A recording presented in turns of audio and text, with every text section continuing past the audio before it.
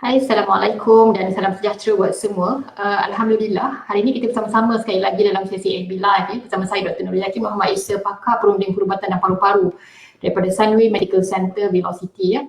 Jadi hari ini saya akan menjemput ahli fisioterapis kita Cik Fatihah untuk berkongsi mengenai senaman paru-paru ataupun pulmonary rehabilitation technique untuk pesakit bronkiektasis ya. Jadi seperti mana yang kita ketahui pesakit bronkiektasis adalah pesakit yang menghadapi masalah paru-paru berparut ya, di mana masalah yang sering mereka hadapi ialah banyak batuk batuk berkahak dan susah nafas ya. Jadi mereka ini bermasalah terutamanya dari segi kahak yang terlalu banyak sehingga menyebabkan mereka sukar untuk melakukan aktiviti seharian mereka ya.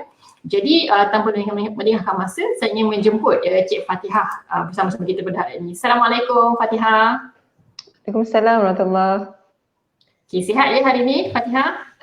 Sihat Alhamdulillah. Jadi mungkin para netizen boleh cuba clarify sama ada suara kita clear tak di bahagian sana? Adakah suara, visual dan audio kita clear di bahagian netizen sana? Boleh tolong clarify?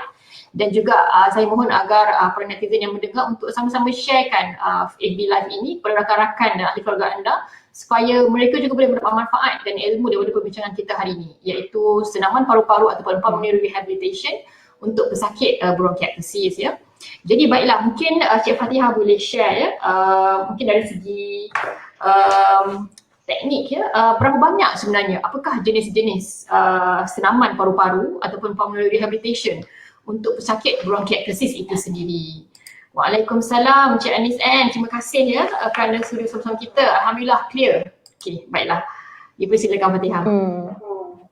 Okey, terima kasih doktor sebab jemput saya untuk FB Live hari ini. Jadi kita tengok bentuk-bentuk senaman paru-paru untuk bronkiektasis.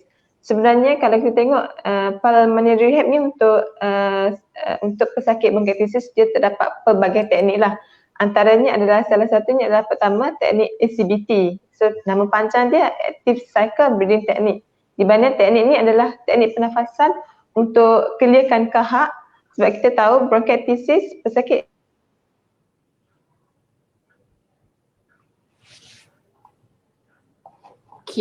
bronkiektasis ni dia ada kahak ada sedikit. Okey, clear? Okey, ada gangguan sikit tapi tak apa, I think dah clear sekarang, boleh teruskan. Apa tadi? Yang pertama ialah cycle teknik, macam mana? Cycle breathing technique? Active Cycle Breathing Technique. Active Cycle Breathing Technique ya, okey. Okey, dia adalah untuk teknik pernafasan untuk clearkan kahak dan kita nak menggalakkan batuk yang efektif. Selain daripada tu, teknik ini adalah untuk meningkatkan pengudaraan yang lebih bagus lah. So dia ada beberapa step lah sebab dia active cycle kan, cycle tak adalah kitaran dia. So yang pertama, step pertama adalah breathing control. Yang kedua adalah thoracic expansion exercise di mana kita akan suruh pesakit tu tarik nafas dan dalam masa 3 saat dia tahan dan hembus. Yang ketiga adalah teknik huffing di mana selepas pesakit dia melakukan breathing control dan thoracic expansion, so dia akan buat huffing teknik yang ketiga. Okey, baik. Huffing ataupun kita panggil nama lain dia actually sebenarnya adalah untuk gerakkan kahak daripada peripheral, kita panggil yang hujung-hujung yang kecil-kecil tu, untuk tarik, untuk gerakkan kahak naik ke central saluran pernafasan kita lah. Dan seterusnya pasien boleh batuk lah, pesakit boleh batuk dengan lebih efektif. Itu yang pertama. Yang kedua, untuk pesakit bronkiektasis kita akan menggunakan manual therapy. Manual teknik termasuk percussion. Percussion tu adalah macam kita guna cup shape tapi kita tepuk dekat bahagian segmen paru-paru. Yang tu percussion, yang kedua vibration, yang ketiga shaking. Biasa kita guna teknik manual terapi ni untuk pesakit yang cepat penat, yang tak boleh nak beri kerjasama untuk buat pernafasan, senaman pernafasan tu sendiri. Yang ketiga, ni antaranya lah saya bagi postural drainage di mana kita menggunakan bantuan gravity untuk gerakkan kahak, untuk membelaskan kahak tu, secretion tu daripada paru-paru sampai ke gunakan bantuan gravity untuk memudahkan pengeluaran kahak dan pesakit boleh okey. Betul. So yang keempat, autogenic drainage, di mana kita gunakan kadar kedalaman paru-paru mengikut volume paru-paru itu sendiri. Atas, yang paling atas, yang tengah dan yang bawah. So kalau nak ceritanya banyak lagi lah sebenarnya, tapi ini saya just macam bagi beberapa idea lah. Ada juga kita guna device, alat untuk membelaskan, nak gerakkan kahak tu kepada sentral, kepada saluran pernafasan yang tengah. Yang paling penting adalah pesakit kena buat physical exercise lah. Exercise fizikal di mana dia untuk meningkatkan tahap aerobik seseorang tu, kecergasan badan dan ketahanan badan.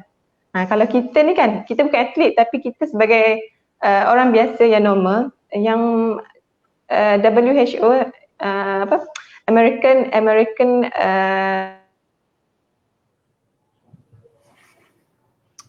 exercise fizikal je untuk kekalkan kecergasan badan. American School of the selama 3 kali seminggu lah untuk kesihatan secara optimum. 3 kali seminggu ya. Sekali tu berapa lama kena buat tu? 30 minit. Okey. 30 minit setiap sesi. Okay. Ada dia punya detail description tak exercise yang kita kena buat tu macam mana?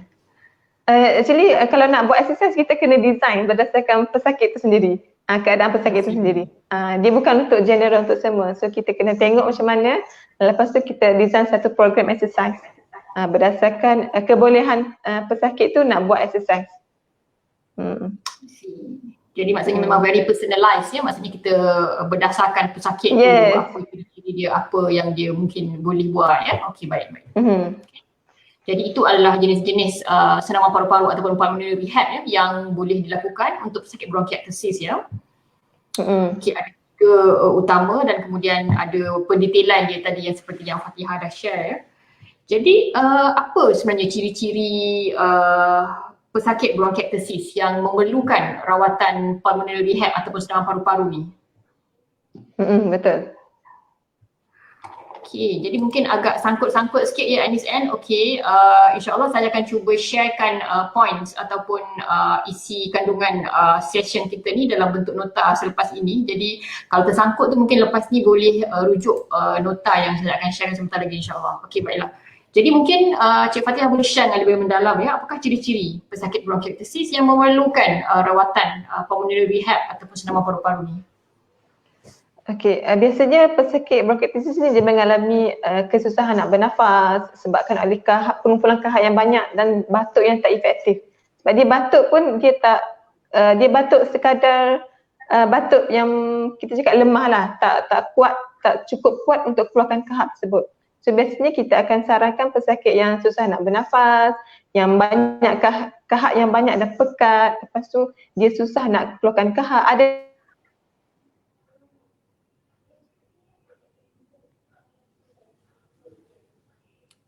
pesakit dia tak reti, tak pandai nak keluarkan kahak. Okey, jadi maksudnya pesakit yang banyak kahak ya dan susah nafas adalah antara ciri-ciri pesakit yang perlu menjalani senaman paru-paru ataupun pulmonary rehab ni ya. Betul. Ya, jadi mungkin kalau ada netizen di luar sana yang menghidap penyakit bronkiektasis ataupun mungkin ada masalah kahak yang banyak, masalah susah nafas, mungkin boleh sharekan soalan di ruangan komen ataupun boleh sharekan pengalaman ya, bagaimana anda berdepan dengan simptom seperti ini ya. Jadi bagaimana pula ciri-ciri pesakit yang tidak dibenarkan ataupun tak boleh sebenarnya untuk buat rawatan pulmonary rehab ni? Mungkin Cik Fatihah boleh share. Ada pesakit yang boleh, ada yang tak boleh. So tadi kita dah cakap yang perlu, ni sekarang ni yang tak boleh buat ni. Apa ciri-ciri dia? Yang tak boleh buat untuk teknik-teknik ni, dia ada certain teknik yang tak boleh buat. Contohnya percussion yang manual terapi, manual teknik tu kita tak boleh buat pada pesakit yang ada tulang yang rapuh ataupun kita panggil osteoporosis ataupun dia So untuk pesakit yang bertulang rapuh ataupun mengalami osteoporosis memang tidak dia ada tendensi, dia dibolehkanlah untuk buat senaman ni, kerana takut tengah-tengah buat tu takut patah dia punya tulang rusuk dia sebab tulang yang sangat rapuh ya, jadi agak berisiko lah ya. Pesakit yang ada reflux, yang ada pulmonary embolism, dia punya paru-paru tu dia bengkak, so kita tak boleh buat lah. Dan untuk posterior drainage tadi yang kita guna gravity tadi, kita tak boleh buat pada pesakit yang ada tekanan yang tinggi pada otak dia. Jadi kena berhati-hatilah.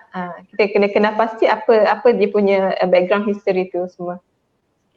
I see. Jadi maksudnya perlukan pemeriksaan ya dan pertanyaan klinikal ataupun sejarah pesakit yang rapi sebelum kita prescribekan ataupun menyuruh atau mengarahkan pesakit ini melakukan pulmonary rehab kerana takut ada masalah yang mungkin berlaku ya sekiranya kita tidak betul-betul memeriksa pesakit ya.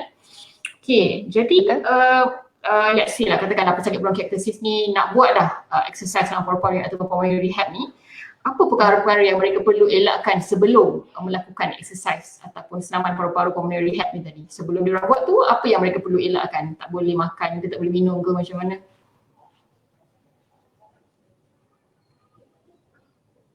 Okay, nampaknya ada sedikit sangkutan line ya di bahagian Cik Fatihah.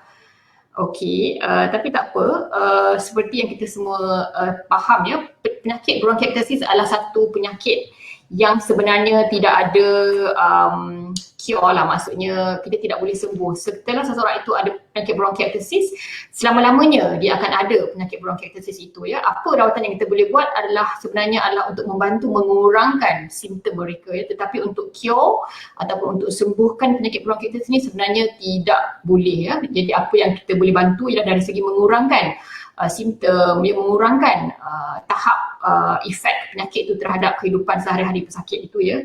Jadi Fatihah tadi terputus sebentar ya. Jadi mungkin Fatihah boleh teruskan tentang perkara-perkara yang tidak boleh dilakukan sebelum melakukan senaman pulmonary rehab ni.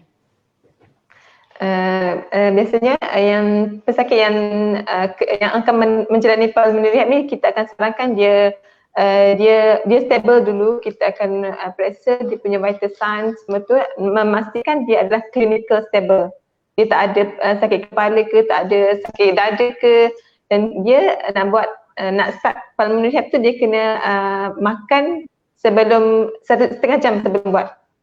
Sebab takutlah reflux ke, sebab kita akan tarik nafas daripada atas sampai bawah. So kita tak make sure kan pesakit tu betul-betul ready untuk pulmonary rehab. Jadi maksudnya kalau nak makan, make sure paling kurang ada masa 30 minit selepas makan tu sebelum dia buat pulmonary rehab tu ya, kerana takut makanan yang dimakan tu takut tersedak ke paru-paru ya, ataupun termuntah kan. Jadi kalau boleh selepas makan tu at least ada 30 minit gap ya sebelum buat senaman itu. Okey, baiklah. Lagi ada apa-apa lagi perkara yang mereka tak boleh buat? Okey, minum alkohol ke, minum apa-apa air ke, tapi sebenarnya memang tak boleh lah kan makan minum pun at least 30 minit dah sebelum Kalau kebiasaan ni, kalau general exercise, boleh ke diorang buat exercise sebelum buat pulmonary rehab macam diorang buat exercise lain, lepas tu diorang terus sambung dengan pulmonary rehab ni, boleh ke? Ke diorang perlu berehat sekejap?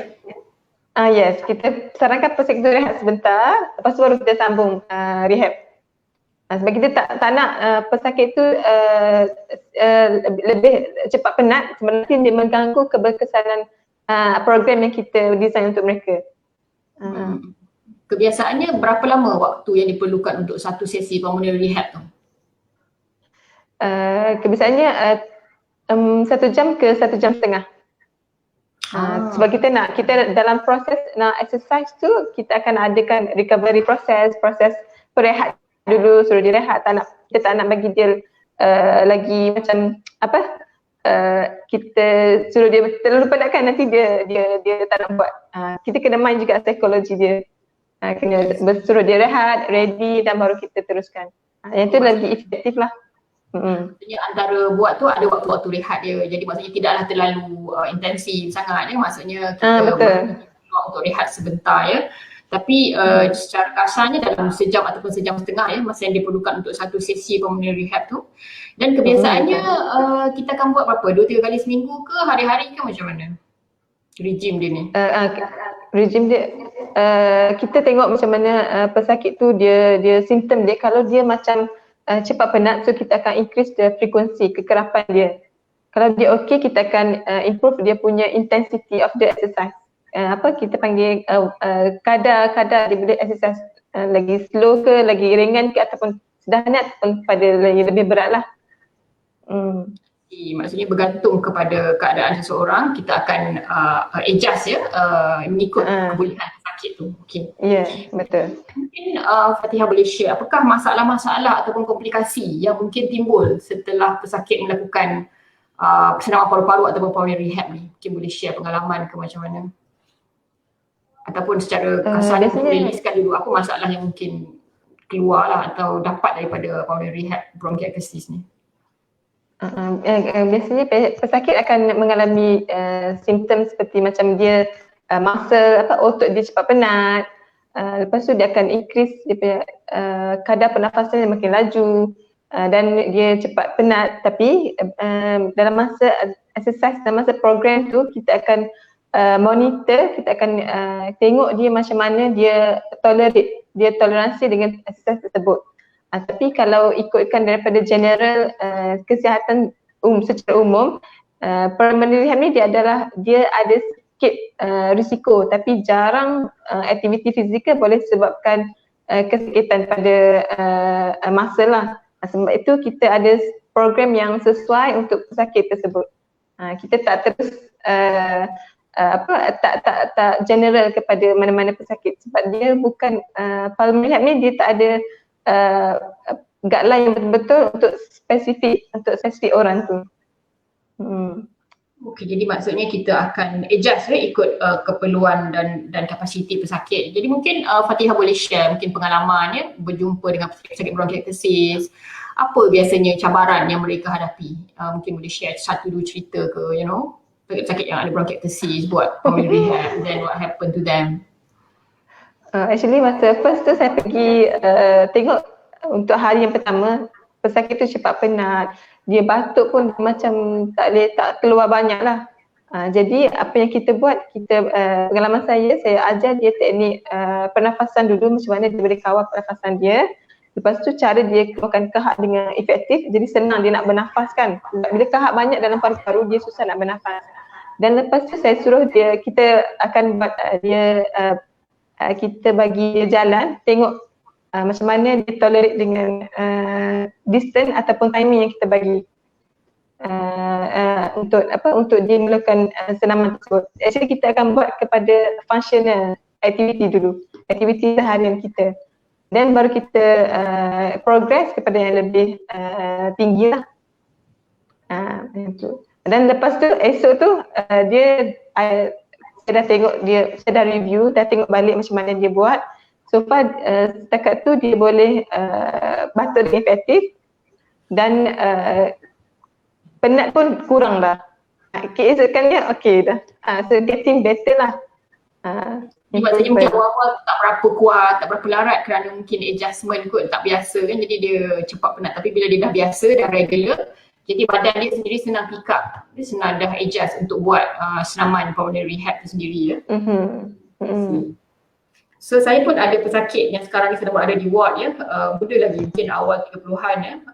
Beliau dulu adalah seorang vapers ya, suka hisap vape ya. Jadi beliau datang pada saya dengan masalah batuk yang berpanjangan 2 bulan batuk ya. Dan batuk tu dia kata sekali dia batuk, kahak dia macam tersekat kat paru-paru. So jadi batuk sampai serak suara dia batuk sebab dah lama sangat batuk ya. Jadi saya pun refer kepada pulmonary rehab untuk buat posture drainage teknik. Fatihah tengok ke my patient tu yang dekat buat 8B tu? Are you the one who seeing the patient ke orang lain? That guy tu. 8B. 8B. Orang lain. Lagi seorang. Orang lain. Ya. Tapi lepas pesakit saya tu dia menerima rawatan pulmonary rehab, dia dah belajar teknik keluarkan kahak ya. Dah belajar teknik untuk secara efektif ya. Jadi dia merasakan simptomnya agak berkurang ya. Dia merasakan simptom dia lebih lega, batuk dia dapat dikeluarkan dengan baik ya. Jadi memang teknik pembelajaran ataupun cara mengeluarkan kahak tu sangat penting untuk dipelajari oleh pesakit tu, utamanya pesakit bronchiectasis yang memang masalah utama mereka ialah kahak yang sangat banyak. Jadi bila mereka belajar teknik mengeluarkan kahak secara efektif, insya-Allah perkara tersebut akan membantu melegakan simptom mereka dengan lebih baik ya. Jadi mungkin Fatihah boleh demo sikit kot. Let's say katakanlah saya pesakit bronchiectasis yang ada banyak kahak tu, mungkin Fatihah boleh ajar dekat saya short steps ataupun tips macam mana saya nak keluarkan kahak dengan baik supaya netizen boleh faham macam mana sebenarnya teknik itu. Okay, saya akan mengajar ACBT lah, Active Cycle Breathing Technique lebih efektif. So pertama yang first step tadi kita akan buat breathing control. So doktor akan tarik nafas ikut hidung, hembus ikut mulut. Okey. Okey, 3 kali. 3 kali. Okey.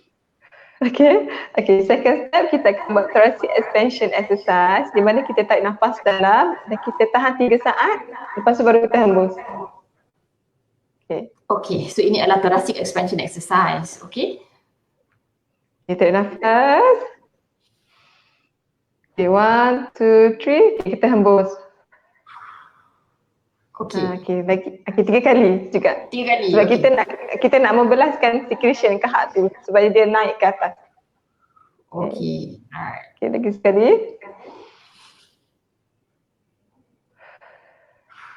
So ini adalah thoracic expansion exercise. Okey. Betul. Okay, sebenarnya 2 step ni kita kena ulang 3 kali. Tarik Lepas nafas tu yang bangkit. awal tadi kita apa breathing exercise yang awal tadi. Breathing control. Yang biasa. Itu biasalah tarik nafas lepas buat 3 kali kan. Yang thoracic expansion ni dia kena deep breathing, tarik nafas dalam dan dia kena tahan 3 saat. Okey, so buat selama 3 kali juga ya.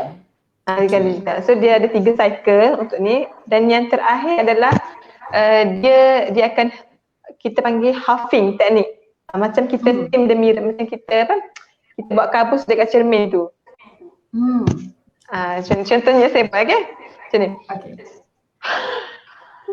Oh. Macam tu. Okey. So tapi kita buat kat tangan kita lah, tak yang buat dekat cermin. Biasanya kita nak tunjuk, nak demo pada pesakit supaya dia faham lah. Macam dia buat kabus pada cermin, dia kena buat macam tu. Okey. Tapi buat dekat mana-mana pun tak apalah, tak perlu ada cermin lah kan. Betul. Nak bagi pesakit tu faham lah cara kita buat macam mana. Itu adalah huffing teknik ya, huffing teknik. Huffing. So breathing control tadi yang pertama, betul yang kedua thoracic expansion exercise dan lepas tu yang ketiga step ni adalah huffing teknik. Okey, buat selama 3 kali juga ke? 3 kali juga. Okey. Sebenarnya huffing ni lagi efektif daripada kita batuk. Kita huffing, kita guna pressure dari dalam kan, batuk dia akan irritate, dia akan jadi macam tak sakitlah dekat sini, pedih lama-lama sebab batuk tu kan. So huffing tu lagi efektif sebenarnya. Tapi kalau pesakit tak pandai, kita suruh dia batuk lah. Okey, alright. Itu pun selama 3 saat, 3 kali juga ya? Dia tak hold, kita tarik nafas, lepas tu terus buat. Itu tak ada sangat-sangat lah, just 3 kali saja ya kita buat macam tu. Okey? Ni macam kelakar sikit tapi senang, pesakit senang nak keluarkan kahak. Sebab tak biasa kan, dia jadi macam malu-malu, kita kena beritahu dia macam tu. So maksudnya teknik itu ni diakhiri dengan huffing teknik ke? Okey. So maksudnya kahak tu akan dikeluarkan pada bila masa tu? Bila dia huffing, dia start batuk tu, kahak akan keluar. Oh, jadi bila huffing tu dia akan menyebabkan kahak tu akan keluar ketika itu ya, selepas tu. Dia macam batuk tapi dia cara yang lebih gentle, lebih lembut. I see. Okay, and it's N. I'm listening while blowing my acapella. Kahak go away. Okay, so maksudnya acapella juga adalah antara alat yang mungkin kita boleh gunakan ya untuk pesakit bronkiolitis ni keluarkan kahak mereka ya. Okay. Right.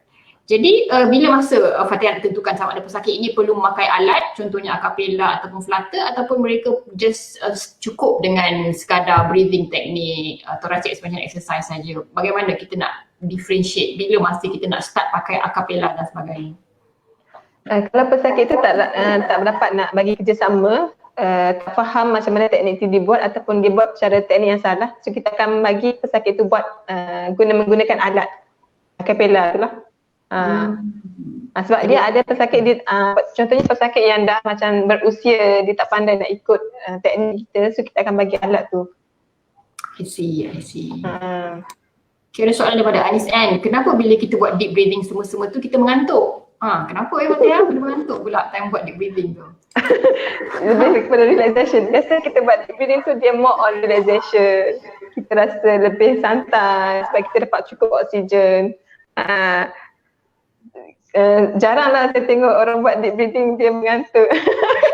Jadi mungkin dekat rumah tu dia rasa lebih relax, jadi lebih senang untuk dia mengantuk dan kemudian tertidur ya. Jadi mungkin orang lain efek dia, tapi sepatutnya tidak menyebabkan mengantuk kebiasaannya. Jadi mungkin ada teknik yang lebih agresif, ada ke teknik yang lebih agresif selain daripada deep breathing ni. Untuk katakan dah mengantuk kan, macam nak tukar tune sikit, nak bagi lebih aktif sikit supaya dia tak tertidur. Biasa kita suruh dia jalan lah, buat aktiviti fizikal. Yes. Yang lebih menarik lah. Jadi kebiasaannya apa aktiviti fizikal yang Fatihah cadangkan atau Fatihah lihat mereka ni suka, pelakon bronkiolitis ni suka buat? Aktiviti fizikal yang mana yang mereka suka buat biasanya? Untuk exercise senaman paru-paru, kita suruh dia buat blowing exercise, yang main bubble, yang tiup-tiup tu kan, lepas tu tiup belon untuk strengthen, kuatkan paru-paru dia.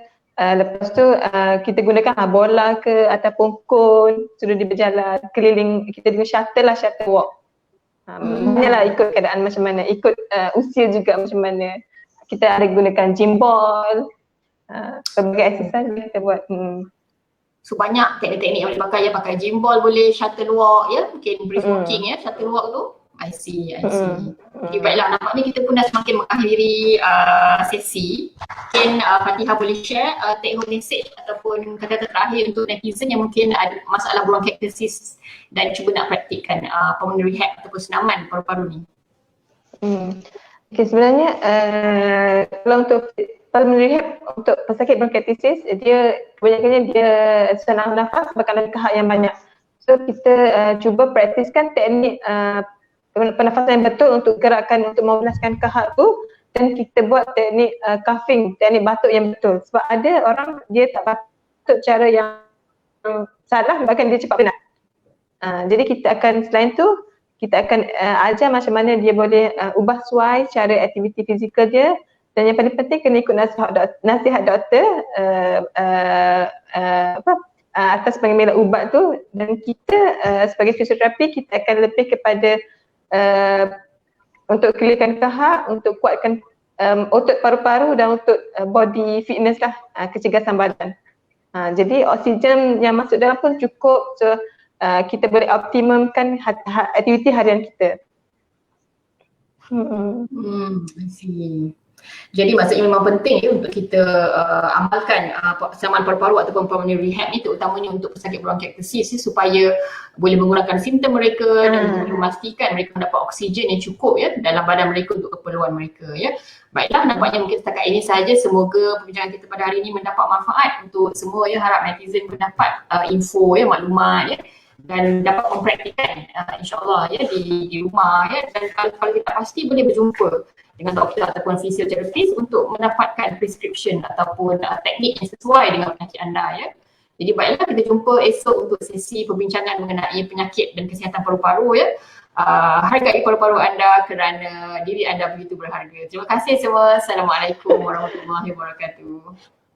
Assalamualaikum warahmatullahi wabarakatuh.